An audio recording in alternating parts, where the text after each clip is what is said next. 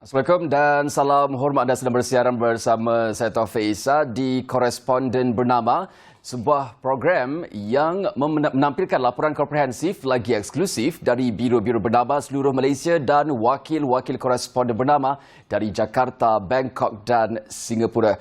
Jemputan dan juga bersama koresponden jemputan hari ini, antara yang menarik hari ini.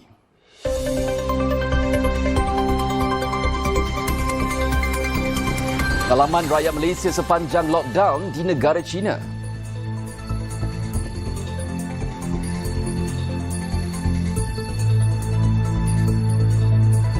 Dan juga lagi usaha murni bantu petugas barisan hadapan.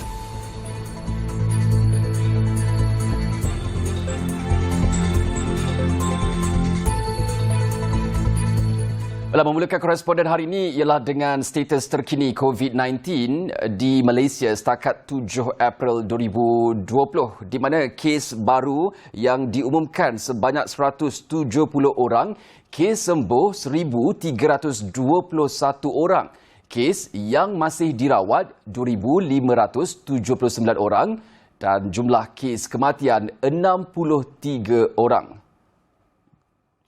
Jumlah kes keseluruhan ialah 3,963 orang. Dan selepas Plaza City One di Jalan Munshi Abdullah, Menteri Kanan Kluster Keselamatan, Datuk Seri Ismail Sabri Yaakob telah mengeluarkan lagi satu arahan PKPD dikuatkuasakan di bangunan Selangor Mansion dan Malayan Mansion di Jalan Masjid India pada 7 April 2020. Berikutan terdapat 15 kes positif COVID-19 di dua bangunan itu.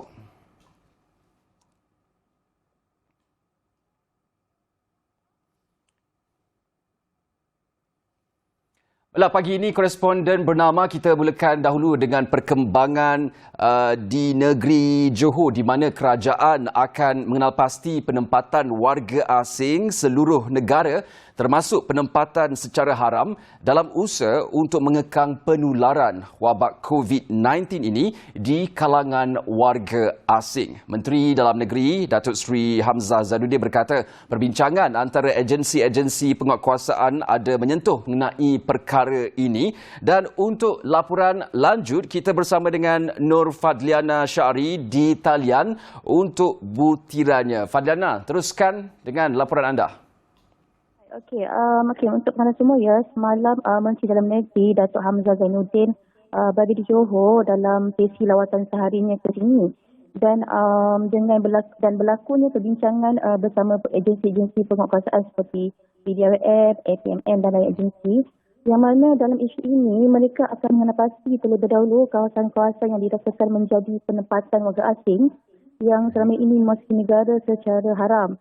Dan setelah dikenal pasti kawasan berkenaan, mereka akan disaring terlebih dahulu dan kemudian mungkin akan ada tindakan seterusnya lah. Jadi mereka akan kawasan dikenal pasti, disaring dan barulah tindakan seterusnya akan dilakukan. Okey. Jadi Fadliana, sedikit perkembangan dari seberang tambak. Katanya di Singapura, kerajaan di sana mengenal pasti satu lagi kluster baru COVID-19 yang melibatkan sebuah asrama pekerja asing yang terletak di Kranji Road. Mungkin Fadliana boleh kongsikan mengenai perkembangan ini. Ya, betul. Sebenarnya Singapura telah mengenal pasti kluster baru di sana. Dia melibatkan sebenarnya beberapa buah asrama. Keseluruhannya ada 7. Dan satunya di Kranji Road dan lagi 6 tu, 2 daripadanya telah diwartakan sebagai kawasan pengasingan. 2 kawasan tu di S11 Dormitory at Punggol di Seletar North Link dan satu lagi di asrama Westlight Toh Guan Road East. Jadi 2 tempat ini dah diwartakan sebagai kawasan pengasingan dan di situ dia menempatkan 19,800 pekerja asing dan 117 orang daripadanya telah disahkan positif COVID. Jadi Singapura akan mengetatkan lagi kawalan terutamanya di lokasi yang menjadi lorong tikus bagi mengekang keluar masuk pendatang asing. Okey, dan tadi Fadliana katakan mengenai lorong tikus ni, di mana agaknya kawalan, di mana lokasi yang berpotensi untuk menjadi laluan ataupun lorong tikus ini, Fadliana? Okey, macam di Johor sendiri seperti semua sedia maklum, macam Johor merupakan antara pintu masuk bagi warga asing ke negara ini dan semalam saya sendiri berpeluang mengikut Yang Berhormat Menteri membuat tinjauan di beberapa kawasan di lorong tikus. Macam semalam kami dibawa menyusuri beberapa 2 buah sungai dan 1 buah pulau di Sungai Danga, Sungai Pendas dan juga Pulau Merambung. Dan agak mengejutkan saya bila salah satunya di Sungai Danga tu sebenarnya dia agak terbuka dan berdekatan dengan Sunway Istana Puteri. Tapi pihak kuasa akan menetapkan lagi kawalan di sana, di kawasan-kawasan yang berpotensi untuk jadi laluan tikus. Dan untuk makluman semua, sejak PKP, Perintah Kawalan Pergerakan dilaksanakan pada 18 Mac, tiada lagi tangkapan yang melibatkan pendatang asing menggunakan lawan tikus. Tapi walau bagaimanapun, Datuk Hamzah telah memberi amaran kepada Teko-Tekom agar tidak cuba membawa masuk pendatang asing secara haram. Sebab kalau mereka tertangkap, hukuman berat akan dikenakan. Dan yang menyedihkan sebab melalui risikan yang dilakukan, kata tidak mungkin warga asing boleh masuk ke negara kita tanpa bantuan rakyat Malaysia kita sendiri. Jadi ia agak mendekecitakan. Jadi apa yang kita harapkan agar semua pihak tidak bersekongkol lah untuk membawa masuk pendatang asing ke negara ini demi keselamatan kita. Lebih-lebih lagi dengan penularan wabak COVID-19 semakin tinggi di negara kita ini. Okey, Faliana, sedikit perkembangan mengenai pekerja Malaysia di Singapura. Kita ketahui selepas PKP diumumkan 18 Mac lalu, ramai yang pergi memasuki tinggal di Singapura untuk terus bekerja di sana. Namun apabila dipanjangkan, mereka ingin kembali semula ke tanah air, namun perlu melalui dahulu saringan kesihatan di Singapura untuk mengelakkan kuarantin mandatory selama 14 hari. Jadi melalui pengamatan Faliana sepanjang semalam, ramai tak orang kata influx kemasukan pekerja Malaysia dari Singapura ke Johor Bahru? Okey, saya ada juga membual dengan pekerja-pekerja Malaysia yang di Singapura dan mereka sebelum keluarnya perintah daripada Singapura untuk membuat juga seperti itu, mereka terlebih dahulu ada yang dah balik awal sebab apa yang mereka katakan memang mereka akan melalui saringan di Singapura. Mereka akan isi form semua untuk balik ke sini lah. Dan ada semalam dah kurang dah orang yang balik sebab dia dah stop kan. Jadi sebelum tu memang malam sebelum tu memang agak ramailah yang balik ke sini. Okey, baiklah, terima kasih. Itu tadi Nur Fadliana langsung daripada Johor yang membawakan kepada kita usaha kerajaan bagi mengekang penularan wabak COVID-19 ini di kalangan pekerja asing dan juga nasib pekerja Malaysia di Singapura yang ingin pulang semula ke Malaysia. Baiklah, koresponden bernama akan menghubungi koresponden jemputan selepas ini langsung di China dan juga perkembangan di Langkawi, Kedah. Teruskan bersama kami.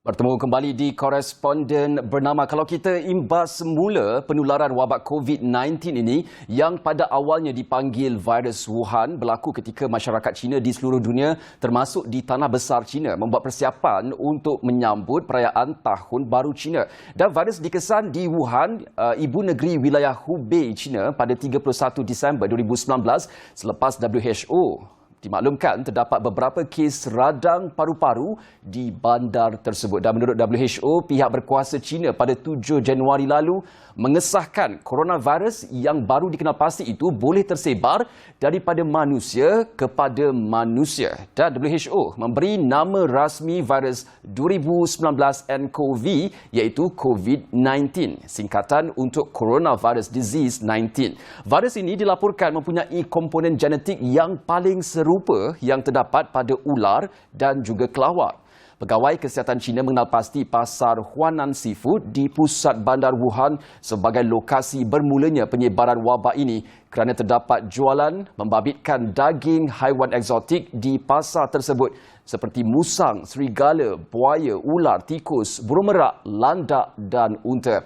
WHO pada 11 Mac akhirnya melabelkan wabak penyakit COVID-19 ini sebagai pandemik. China merupakan sebuah negara yang menjadi punca penyebaran COVID-19 yang mana wabak pandemik ini telah melumpuhkan satu dunia ketika ini. Dan jumlah setakat hari ini sejumlah 81,740 kes COVID-19 dilaporkan di tanah besar China itu dan 3,331 orang meninggal dunia.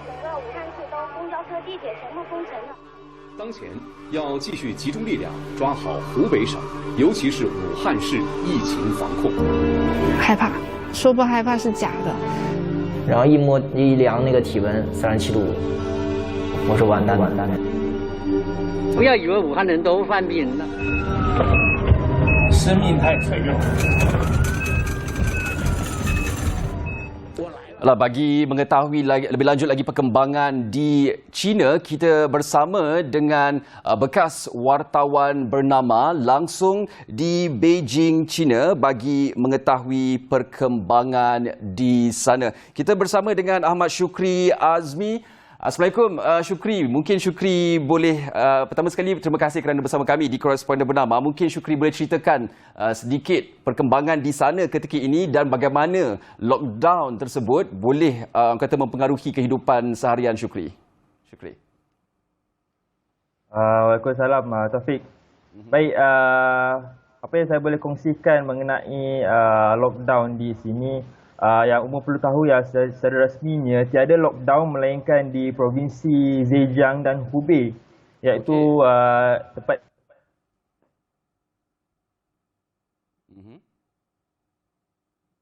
Syukri.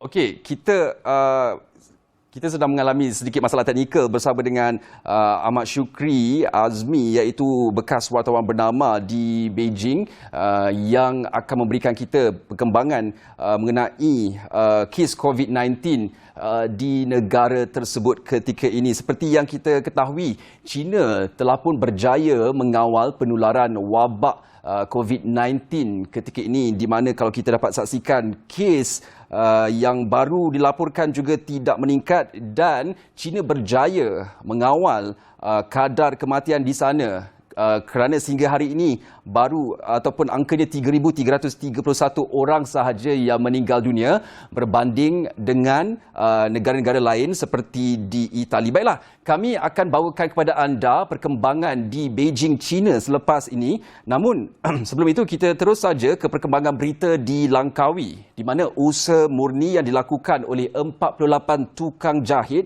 walaupun mereka tidak pernah bersua muka, namun atas semangat solidariti mereka bergabung menggunakan kemahiran masing-masing menghasilkan peralatan pelindungan diri ataupun PPE buat kegunaan petugas kesihatan di Langkawi. Dan seperti biasa, kalau di Langkawi kita akan menghubungi rakan wartawan kami di sana, iaitu Nur Bahtiar Ahmad. Dan adakah Bahtiar telah bersedia di talian? Ya, Taufik. Okey, Bahtiar, mungkin Bahtiar boleh kongsikan sedikit mengenai perkembangan ini. Okey.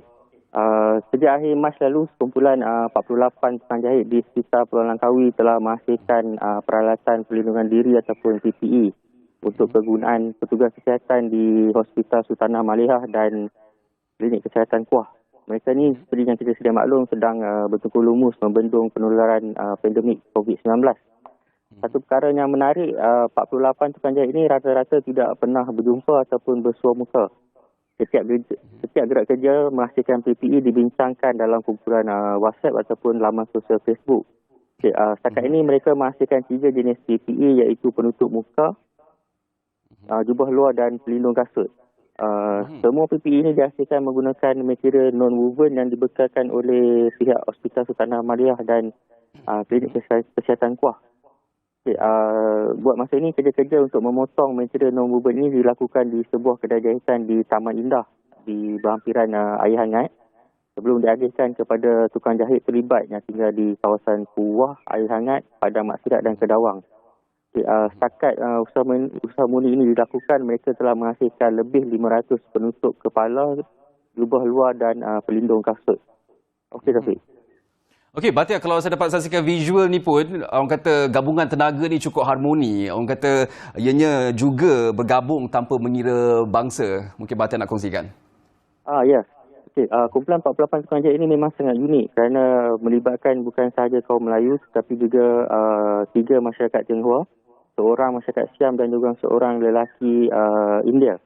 Sebagai contoh, seorang warga emas, Puan Long Liket yang memiliki pengalaman lebih 30 tahun menjahit, Dia menawarkan kedai jahitan miliknya sebagai pusat untuk kerja-kerja memotong material non-woven untuk menghasilkan peralatan pelindungan diri ini. Menurut Puan Long Liket, menerusi penghasilan peralatan pelindungan diri ataupun PPE ini, beliau mahu turut sama terlibat membantu kerajaan dan juga petugas kesihatan dalam membendung penularan COVID-19. Kerja-kerja memotong material non-woven dilakukan oleh Puan Long Liket bersama 3 orang pembantu. Apabila selesai, 3 lagi rakannya iaitu daripada masyarakat Melayu akan datang menolong mengasingkan mengikut kawasan untuk memudahkan proses agihan. Selain 48 tukang jahit ini, ada seorang lagi watak penting, seorang anggota bomba yang mewakili kaum India yang melakukan kerja-kerja perbaikan mesin jahit sekiranya berlaku kerosakan semasa dalam tempoh penghasilan PPE. Okey, Taufik. Okey, Batiar, siapa sebenarnya yang mencetuskan idea untuk melakukan aktiviti ini dan bagaimana hebahan tersebut dibuat yang menyebabkan ramai orang tertarik untuk menyertai program ini? Batiar. Okey. Idea kepada usaha murni yang sedang dilakukan oleh 48 tukang jahit ini dicetuskan oleh Puan Nohayati Hassan, anak jati Langkawi tetapi kini menetap di Kuantan Pahang. Selepas melihat usaha yang dilakukan oleh petugas kesihatan membendung penularan wabak COVID-19, Puan Nohayati rasa terpanggil untuk mewujudkan satu gerakan untuk membantu barisan hadapan dan seterusnya membentuk kumpulan 48 tukang jahit ini. Menurut Puan Nohayati Hassan yang kini tinggal di Kuantan, beliau menggunakan laman sosial Facebook untuk membuat bahan mengenai idea menghasilkan peralatan perlindungan diri PPE ini. Dan selepas berjaya mengumpul tukang jahit yang ini turut serta, mereka telah membentuk satu kumpulan WhatsApp untuk merincikan gerak kerja yang dilakukan. Dan yang paling penting, biarpun tidak mengenali antara satu sama lain, kumpulan 48 tukang jahit ini telah berjaya menghasilkan peralatan perlindungan diri menggunakan mesin jahit masing-masing sebagai senjata utama mereka. Okey, baiklah, terima kasih Batiar. Itu tadi Nur Batiar Ahmad, wartawan bernama di Langkawi yang membawakan kepada kita satu cerita yang cukup menarik, solidariti rakyat Malaysia untuk membantu barisan hadapan mendapatkan pakaian PPE. Baiklah, kita akan berhenti rehat seketika. Selepas ini kami akan pergi ke Beijing, China sekali lagi. Teruskan bersama kami.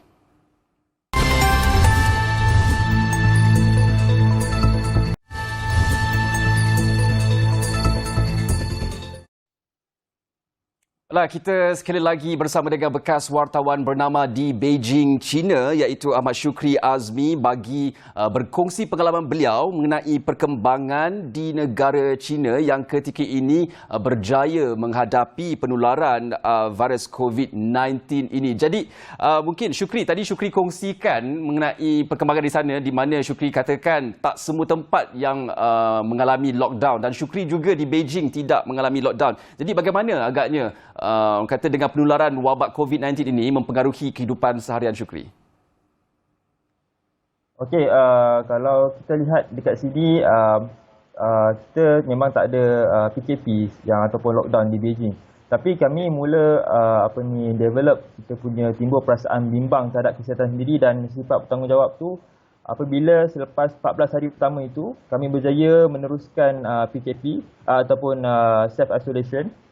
Dan apabila disarankan untuk terus duduk di rumah selama 14 hari dan kemudian 14 hari seterusnya, sehinggalah pada bulan penghujung bulan lepas saya baru mula membawa anak dan isteri keluar, itu pun untuk ke klinik bagi suntikan vaksin untuk bayi. Dan saya rasa macam bagi saya sendiri, kami hanya duduk di rumah. Dan saya sebagai ketua keluarga hanya keluar seorang diri untuk membeli barang-barang dapur seminggu sekali ataupun 2 minggu sekali. Dan di sini pada awalnya memang mulanya saya ingat ada panik. Okey. Syukri, mungkin ada pandangan daripada Syukri sendiri mengenai kejayaan kerajaan China dalam mengawal penularan wabak COVID-19 ini. Pada pandangan Syukri, rasanya apa faktor yang menyebabkan orang kata penularan wabak COVID-19 ini berjaya dikawal di tanah besar China?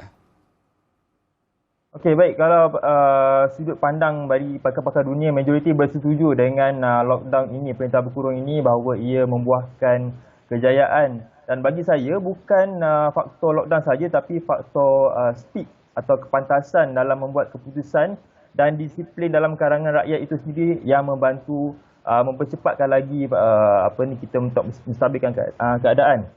Dan selepas 76 hari dan secara rasminya Wuhan iaitu epicenter telah menamatkan tempoh berkurungnya pada hari ini. Dan bagi saya hasil ini secara langsung mencerminkan betapa perlunya lockdown atau PKP yang ketat. Ya. Okey, Syukri boleh kongsikan juga agaknya aktiviti yang dilakukan bersama keluarga dalam tempoh waktu penularan wabak COVID-19 ini. Bagaimana, Syukri? Okay, sebenarnya menarik waktu tempoh self-isolation ni kerana macam bagi saya sendiri hari biasa ni memang sibuk. Tapi dengan adanya tempoh macam ni saya boleh memasak, cuba resipi baru, jaga anak dan inilah masa yang sesuai untuk kita orang kata bonding bersama keluarga. Dan bukan senang sebenarnya kita nak dapatkan masa-masa macam ini.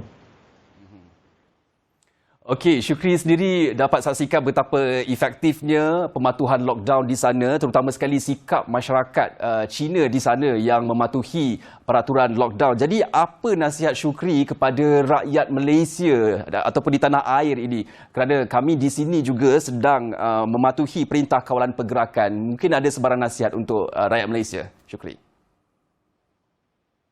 Bagi saya percaya kalau boleh frontliner Barisan Hadapan juga kalau boleh mereka lebih prefer untuk duduk di rumah. Begitu juga Taufik juga. Dan jadi bagi saya sebagai rakyat kita duduk rumah untuk mereka dan abang kata YB Yang Amat Berhormat Perdana Menteri semalam buatlah apa-apa aktiviti asalkan anda duduk di rumah. Dan bagi saya kadang-kadang hiburan seperti video-video yang kita tengok di media sosial juga sebenarnya membantu kita untuk mengekalkan kewarasan diri selain daripada baca buku dan sebagainya, Taufik. Okey. Baiklah, itu tadi sebenarnya bekas wartawan bernama di Beijing, China iaitu Ahmad Syukri Azmi yang membawakan kepada kita secara langsung perkembangan di China untuk hari ini. Terima kasih kepada Ahmad Syukri Azmi sekali lagi kerana bersama kami di Koresponden Bernama. Baiklah, untuk segmen motivasi pagi ini di Koresponden sempena dengan PKP, kami akan bawakan kepada anda bagaimana cara-cara untuk menguruskan kewangan di musim PKP ini. Kita saksikan. Bismillahirrahmanirrahim. Assalamualaikum warahmatullahi wabarakatuh. Buat semua penonton Koresponden Bernama. Saya percaya pandemik COVID-19 melanda dunia kita pada hari ini sebenarnya mempengaruhi sedikit sebanyak kita. Sama ada dari segi pemikiran atau emosi dan juga perlakuan kita. Antara yang terkesan juga adalah sebenarnya dari segi kewangan. Saya ada beberapa tips mudah bagaimana menguruskan kewangan keluarga dalam musim sekarang ini. Tips saya yang pertama dan yang paling penting saya kira adalah untuk kenal pasti dalam perbelanjaan kita mana satu keperluan dan mana satu kehendak. Keperluan-keperluan yang berbentuk makan minum, perubatan dan sebagainya, perbelanjaan ini seharusnya kita utamakan berbanding dengan kehendak-kehendak kita yang lain. Tips yang kedua, ini sebenarnya masa untuk kita berjimat cermat dan belajar menghayati bagaimana kesukaran mereka yang tidak bernasib baik. Ini masa untuk kita berjimat. Saya bagi contoh mudah. Jika kebiasaannya kita makan nasi dengan 3 lauk, ada dessert, ada buah mungkin. So ini masanya untuk kita berjimat cermat. Mungkin kita kurangkan dari 3 lauk kepada 1 lauk. Tips saya yang ketiga adalah jika kita mempunyai lebihan dalam perbelanjaan, saya syorkan semua untuk ringankan tangan dan bersedekah. Bantulah jiran atau kawan-kawan atau sahabat kita atau ahli keluarga yang lebih memerlukan. Mana tahu keberkatan dalam rezeki kita akan lebih terasa. Lebih-lebih lagi dalam memulihkan ekonomi selepas pandemik ini berlalu. Itu sahaja. Assalamualaikum warahmatullahi wabarakatuh. Baiklah, Koresponden Bernama telah pun sampai ke penghujung rancangan. Teruskan berada di rumah. Terus amalkan gaya hidup yang sihat. Sama-sama kita bertekad untuk hapuskan rantaian COVID-19. Kita akan menang. Saya Taufik Esa. Assalamualaikum. Jumpa lagi.